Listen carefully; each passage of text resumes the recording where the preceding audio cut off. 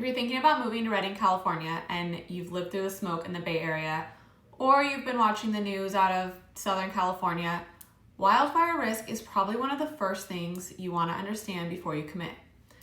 And I get it. I'm Chelsea Runnings. I'm a realtor here in Redding. I'm also a property owner, so I have felt the pains of property insurance and fire insurance. Let's start with the 2018 Carr Fire. That fire burned through parts of Redding.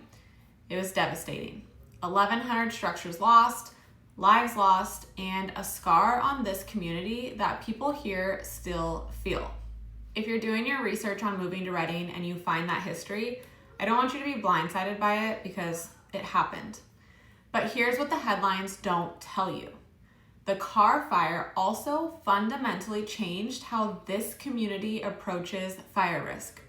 The city, the county, and individual homeowners responded in ways that most of California communities haven't.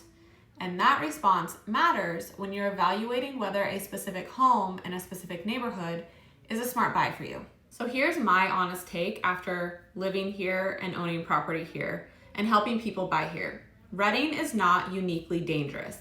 Fire risk in California is a statewide reality. It's in the Bay Area, it's in Sacramento, it's absolutely in Southern California. I personally went through the 2015 Lake County wildfire where my family lost everything. And again, I went through the 2017 Sonoma County wildfires. The question is whether a specific property in a specific location has been thoughtfully evaluated.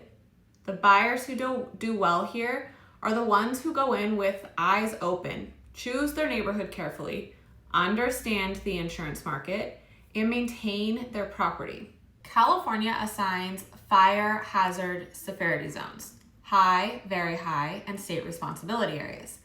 Before you write an offer on any home in Redding, you need to know which zone that home sits in.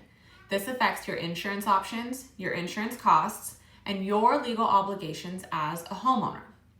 The good news is that most of the core residential neighborhoods in Redding, West Redding, East Redding, the Gold Hills areas, are not in the highest risk fire zones.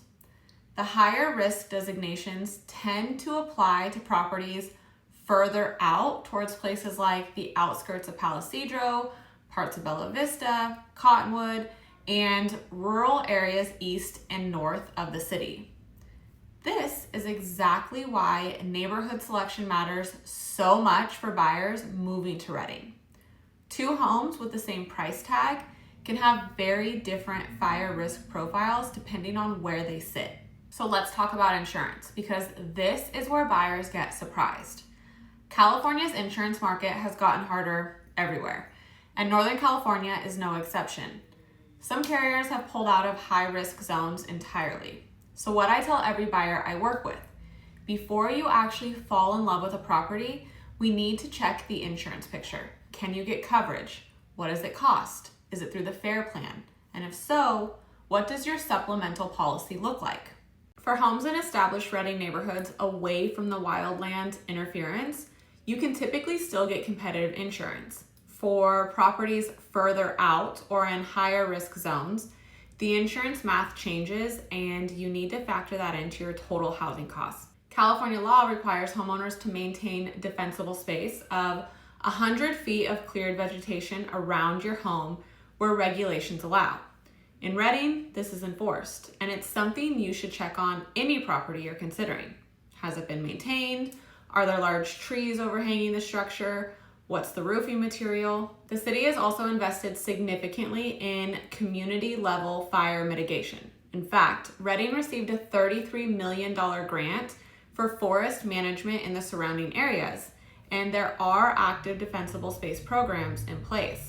Now, this doesn't eliminate risk, but it reflects a community that is taking this seriously rather than ignoring it.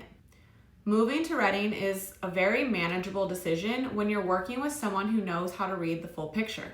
If you're moving to Redding, California, and you want to understand fire risk before you buy, subscribe to this channel. I cover the real estate stuff that matters for buyers relocating to the North State. And if you're ready to look at specific properties with a clear-eyed analysis of what you're buying, reach out to me directly.